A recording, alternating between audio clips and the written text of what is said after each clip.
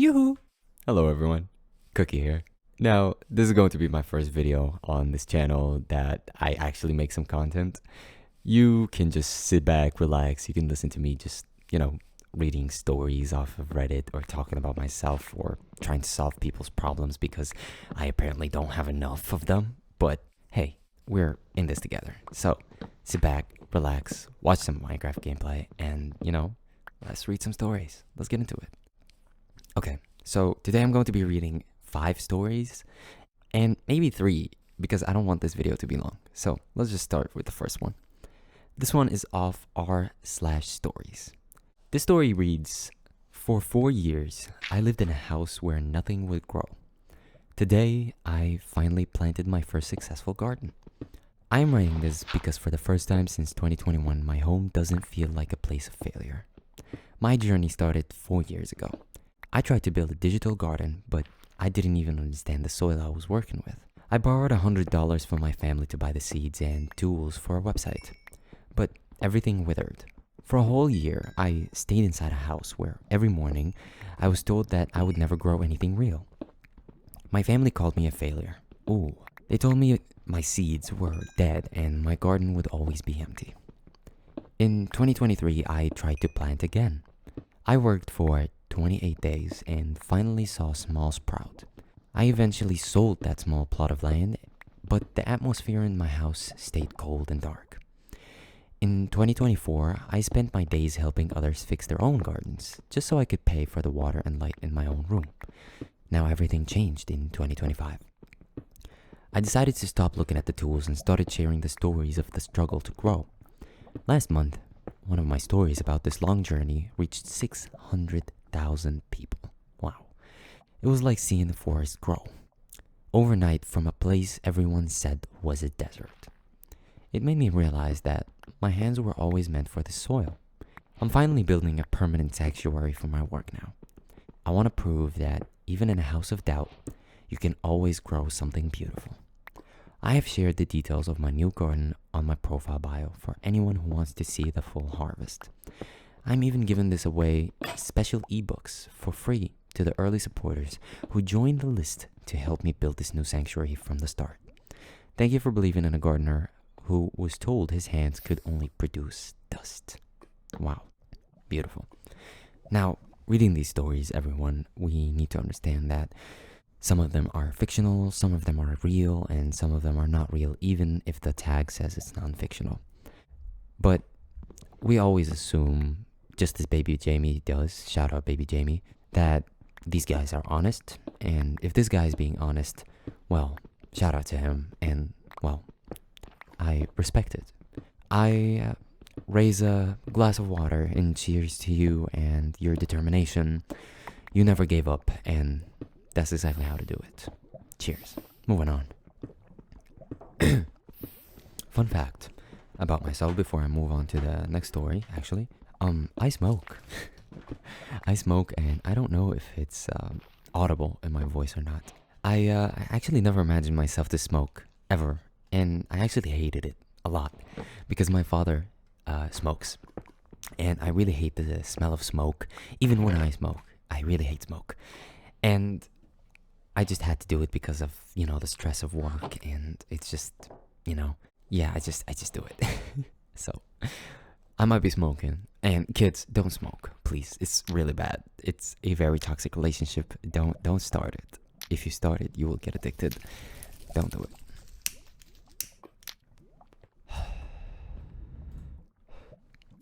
Now, story number 2. I found out she was cheating because she started being too nice. Wow. I, 24M, was dating a girl who is 24 from the past 4 years. So it all started in December, before Christmas last year. Here's the thing. Lately, there was some distance between us, but a week later, her behavior completely changed. Random compliments, over-explaining where she had been, holding her phone like it contained state secrets. I didn't confront her. I didn't cry, I just paid attention. A week later, I borrowed her laptop to, quote-unquote, print something. She'd left her messages logged in. I didn't read everything, just enough to know I wasn't crazy. And yes, there was someone else. Same promises, same jokes she used on me. Here's the part people expect me to do something, or expect. Here's the part people expect me to do something or expose her online. I didn't. Instead, I became her best boyfriend she'd ever had. Wow, dude. Oh my god. Wow, dude. Give me a second. Oh, wow. I cooked. I listened. I remembered details. I showed up early. I was patient in arguments. I supported her confusing feelings between quotations. I made her feel safe enough to stop hiding. 3 weeks later, she sat me down, crying, and confessed everything. Wow. Told me how guilty she felt. Told me I deserved better. Told me she was ready to do the work if I'd forgive her. On her face wasn't fear or anger. It was big, like she saw a ghost or something. I didn't yell. I didn't insult her. I just said I wanted to be absolutely sure this wasn't a mistake before I stopped loving you. I packed my things that night, blocked her the next morning. No speeches, no ultimatums, no second chances. Wait, what? Hold on. Did I miss something? Wait. I'm gonna read this again. Maybe I misread something. I became the best boyfriend she'd ever had. I remember details. I showed up early. I was patient in arguments. I supported her confusing feeling. Stop hiding. 3 weeks later, she sat me down, crying, and confessed everything. Told me how guilty she felt. Told me I deserved better. Told me she... Oh, okay. Here's the part I missed. Told me she was ready to do the work if I'd forgive her. I listened, I nodded, and I let her finish. Then I told her I'd known for almost a month. The look on her face wasn't fear or anger. It was big, like she saw a ghost. Dude, what? Man. Now, people in the comments are going like, my man, and cool classes, and revenge is best served cold, and whatever. Now, listen, I understand, and yes, it sucks being cheated on, but I just don't understand why. What's the point of that last part? If you already knew, you, well, should have confronted her. Well, if you didn't and just waited it out, and you knew beforehand that you were the best boyfriend she ever had, well, that's good, okay? You're a good boyfriend, and that's cool. But if you knew, you need to say something. And if you chose not to, well, it's still up to you. I'm really not telling you what to do with your own relationship, man. But what's confusing me here is saying I wanted to be absolutely sure this wasn't a mistake before I stopped loving you. Listen, I had an experience similar to this, and my relationship with the girl was just too strong to break it. Yes, sure, we are not together right now, and I'm single completely. And ladies, please don't hit me. I'm not looking for anything right now. I'm just looking to build myself first. Now, saying that you wanted to be absolutely sure, I understand that. But this story just hurts. It hurts to see that you loved her so much, you were just waiting for her to come to you. But the question that asks itself, really, what if she never came to you? What if she never confessed? What if it never happened? What are you gonna do? Just accept it and just live with the fact that you're being cheated on without really just coming up to her and saying anything? I don't understand it. But if it made sense for you, well, I'm happy that you left that relationship. As long as you're happy, then I'm cool. Anyways, out with the old and in with the new. This story says, okay, this is an update of another one. I'm not gonna read that. Okay. Out with the old and in with the new. This story says, only wish he could have read it. This is probably very deep. Let's get into it. This is a non-fictional story, and this story is supposed to be like a letter that the author here left, hoping that the person he's trying to talk to ever finds it and reads it. This is probably going to be very emotional. I don't know what's inside, but let's find out. This story reads, this wasn't meant for any of you. Honestly, I was never gonna post this.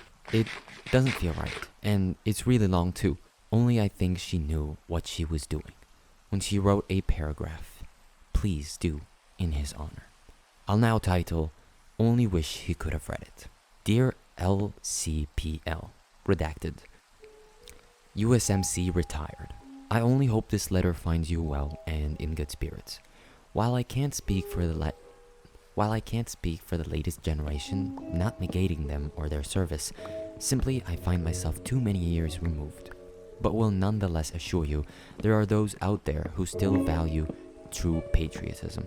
I'd count myself among them. Now, I'll just say, I'm not a vet. I never served. My career began and ended at Great Lakes Naval as medically 4F. So while I can't understand, I'm gonna give it a try nonetheless. See, I want to take you back in time with me. My parents once took me to DC when I was about 9 or 10. My young self just didn't take interest. I just wasn't having it. Call it wasted effort on an unappreciative child, but then I had my first you gotta see it moment. Kinda like the Grand Canyon, you gotta experience it. You just gotta be there. I always thought that was bullshit. Until years later, I stared into a mile-deep hole in the ground. But I digress. More than 30 years later, I remember this well. It was around Christmas time, and very cold. My mother had stayed in the room. Not that I wanted to go, but he was on some kind of mission, and no simply wasn't a valid response. It was well after dark by the time we got there, and the entire park was vacant, except a few trying to stay alive in their makeshift dwellings. The air was dead silent, talking eerily quiet. My father wouldn't tell me where we were going. He'd only say, "Come on, I want to show you something." So I would follow, past a strange statue of cans of beers and packs of smokes. Its base. Don't people just steal those? So I'd follow, past this strange statue with cans of beers and packs of smokes at its base. Don't people just steal those? I look up and ask. He just chuckles, and we keep on walking. Then all of a sudden, there it was, 5 times taller than me. A towering, never-ending megalith of a structure, jet black, yet the characters etched would shine in the pale light, imposing to say the least. Yet all this is lost on me. I was tired, cold, and surely cranky. We'd continue in what seemed forever, until all of a sudden my father just stops, like he knew where he was going the entire time. He'd pause for a moment, then kneel quietly, say a small prayer, stand, kiss his fingers, and touch them to the wall. I don't understand. We're not much of a religious family, and this is very unusual. With wet eyes, he calls me over, pointing at something. Now, looking back, I'll say I'm completely unprepared for what's about to happen. But as often as is the case, life simply has its own plans for me tonight. So, with great trepidation, I follow his fingers, and there it was. My name, it's right there on the wall. Now, I'm just beyond puzzled. Why? What is it doing over there? Seeing my confusion, he quickly regains his composure and explains. Well, everything. Where were we? What is this place? Why is it so important? And lastly, who his big brother was. My uncle. My uncle, really was. See, I knew I'd been named after him, but that was all. Only my father never really spoke of him before. I think it was just too painful. But in that moment, teary-eyed, he told my uncle's story. And time would just kind of stop. Now it's different. Now I look to my left, then names won't stop. Look to my right, it's the same. They only grow smaller in the distance. And now it clicks. Now I understand. And I'm tearing up too. But I can't. Not now anyways. Emboldened by the strength in my father's eyes, I regain my own composure. Say my own prayer for my uncle. On the tip of my toes, I'll touch his name as the same as my father. And as we walk away, still teary-eyed, all I can do is hold his hand, allowing him to guide me. While I watch the names as we pass, I'll try reading them at first, but there is too many. They will just pass too quickly. Now wondering who they were, what their stories were like. Do they have kids? Do they have brothers? Do they find brothers? The questions won't stop and never have. I think I've already aged a bit by the time we got back to the hotel that night. So, while some might sneer at a life of sacrifice dedicated to the service of others, I won't. Not me. Never me. P.S. Rest in peace, Dad. Thank you for helping me becoming the man I am today. And I'm still working on the promise I made you that night, to one day earn the name you gave me. Now, if you made it down this memory with me, I'll simply say and then leave you with, I thank you for your service and sacrifice. Now, on behalf of a grateful nation, I vow not to let your story go untold. The author left a quote. He said, Lives of great men remind us all. We can make our lives sublime and departing, leave behind us footprints on the sands of time. Richard Winters, the 101st Airborne Division. With my greatest regards, yours truly, redacted. If you've made it this far, I'll salute you for reading prowess and dedicate this to any active duty or veteran. So keep your head down out there and pick your ending. It is definitely a touching story. We all lost loved ones and it hurts. It's a part of life. Just like we gain, we shall also lose. And that's life. Ups and downs. Now, for the last story of this video, this one should be a little bit more lighthearted. This one reads, My husband's pick-me coworker. Hi all, I shared my original post in anti-MLM about my husband's coworker Jenny, who tried to recruit me to her MLM pyramid scheme by insulting me. Even though this wasn't the point of the original post, a lot of the commenters were interested in knowing more about Jenny's pick-me behavior and her obvious interest in my husband. Okay. Oh my god, we're about to get in some tea. Okay, let me get a water break first. Oh wow, okay. So, I've compiled a list of shit she's said and done over the 5 past years I've known her. Some of it's pick me, some of it is just weird, all of it's just loser behavior. For context, I, 32F, have been with a husband, Tristan, 36M, since 2013, married in 2022. Tristan had been working at an import and export company since 2017. The pick-me in question, Jenny, late 20s, F, joined the company in 2020. The company consists of 3 teams, one of which is managed by Tristan, and a small admin team to do the paperwork, which Jenny is a part of. When Jenny first started, I noticed relatively quickly that she had a thing for Tristan, and he was completely oblivious. Once I pointed to it, he started noticing it more and more, and started telling me stuff she did or said. She would compliment him, often ask him out to lunch on her dime, ask him to go to the gym together so he can give her tips. Now, Tristan is an incredibly professional guy and cares deeply about his career, so he was refusing all of it and blocking her attempts, but in a polite manner, as he didn't want to cause drama, which could impact his standing in the company. At last year's holiday party, Tristan got Jenny for Secret Santa gift exchange. Oh no. And upon finding out he is her Secret Santa, she said, "Oh, this vase is beautiful. You made your work wife happy." Oh no. To which my husband, without skipping a beat, said, "Dave is my work wife." What? Okay, this is okay. A few weeks prior to the company's annual summer barbecue 2 years ago, Jenny sent Tristan a team message to specifically inquire if I would be at the barbecue, as it was going to take place close to my due state. He told her that most likely neither of us will be there, regardless of whether I had given birth, as I was heavily pregnant and didn't feel like going to events.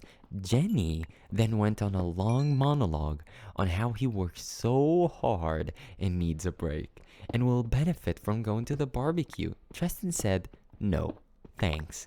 We ended up not going, but she sent Tristan a picture the day of her in a very tight tank top and short shorts next to the barbecue, holding a sausage in her hand.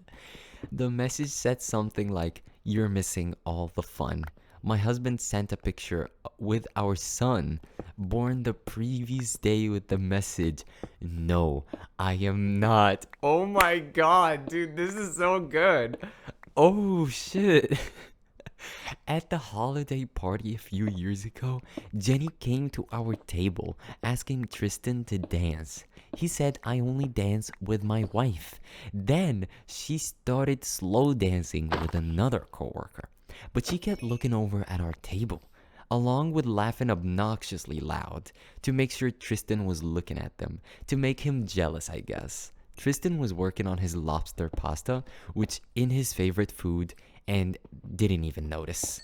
Yeah, so he's basically, as a quick recap for this event, for anybody who's not really, following up, they're basically in this like party or whatever it is, and they like, you know, Tristan, he doesn't want to intervene with this woman at all. He doesn't want to have any connection with her, and because he's cooking, I believe it was lobster pasta, he enjoyed it so much he's not even paying attention to Jenny. Oh my god, dude. At the holiday party, no, back.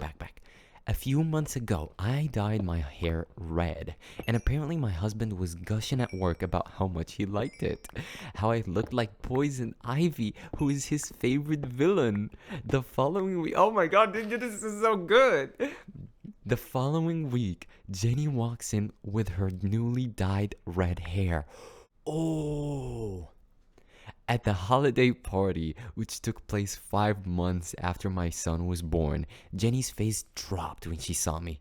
She expected me to stay at home, but I needed the night out, and we didn't stay long anyway. She approached me, acting very concerned that I left my child, and wouldn't he miss me?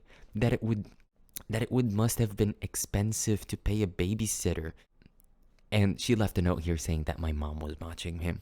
During the same party, Tristan's other coworkers were all over me, asking me questions about the baby, telling me I lost weight. And I hadn't, they were being polite. When Jenny starts talking about how intermittent fasting really helped her and it might help me get back in shape, at this point, another coworker, Maria, also an admin team who hates Jenny, said, "What do you mean? She's skinnier than you." Oh my god! Damn, shots fired. Which I really wasn't, but Jenny didn't have a retort. At some point, she tried acting like a brat to my husband, complaining how he never had lunch with her, to which he said that unless he was taking a client out to lunch, he was eating at his desk, so he can leave earlier to get home to his wife and kid. Shocking, am I right? When my son was 3 months old, we went to visit Tristan in his office. Jenny was standing at reception, and the look she gave me as I was approaching with the stroller was absolutely despicable. She walked away before the reception could open the door for me. I was talking to the rest of the coworkers. I realized that Jenny was the only one not there, and I was told that she had a family emergency and had to leave quickly. The straw that broke the camel's back for Tristan was 3 months ago, when Jenny offered him a concert ticket and a spa ticket, saying she was supposed to go out with a friend, but they canceled. This is the point that Tristan got fed up after literal years of this, and told her very clearly that he was not interested in having any sort of relationship with her, outside of work, romantic or otherwise. Jenny got offended, saying that's not what she was after, and he just worked so hard, and she was trying to be his friend. After that event, she kept her distance for a few months, until the event of last Wednesday that you can read in the original post. Last thing I want to say is, I trust Tristan completely. He has never ever given me reason not to, and during all this time, I was genuinely amused at Jenny's behavior. If I'm allowed to be mean for a second, she's always giving me desperate vibes, and all of this is too pathetic for me to take it seriously. Oh my god, I need to read some comments over here. Okay, so the comments are basically this fight between the both sides. Some people are for some reason defending the pick-me woman. Some people are defending her. Some people are defending the husband, and some people are attacking the husband, and some people are attacking her, the author. which is very weird that when you put internet together like this is what's so cool about internet. You can find whatever relates to you in any, and I mean any genre in any space. So there are some people who are saying that there are a lot of pygmy girls out there, and unfortunately some men can't resist them. So be happy your husband isn't one of them. So another guy attacks her husband and says, I don't think it should be that we should be thankful if a guy doesn't cheat. That's bare minimum. We call that sexual harassment, and when men do it, it's a huge issue. When women do it, it's just a pygmy. It's ridiculous. Well, yeah, I absolutely agree with her, honestly. And yeah, it is the bare minimum not to cheat. So please, guys, don't cheat. But dude, I am so fucking invested in this story. I love it. I love it so much. And there is apparently an original post here that I should be reading. So yeah, I need to read this as well.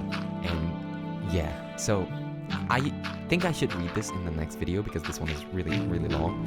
So yeah, I'm going to just end the video here. And yeah, if you like this kind of content, please like, subscribe, share, whatever, do whatever you need to do. And if you have any ideas or any stories that you want to leave, you can leave them down below in the comments. And in the future, I might open a Discord or have my own subreddit.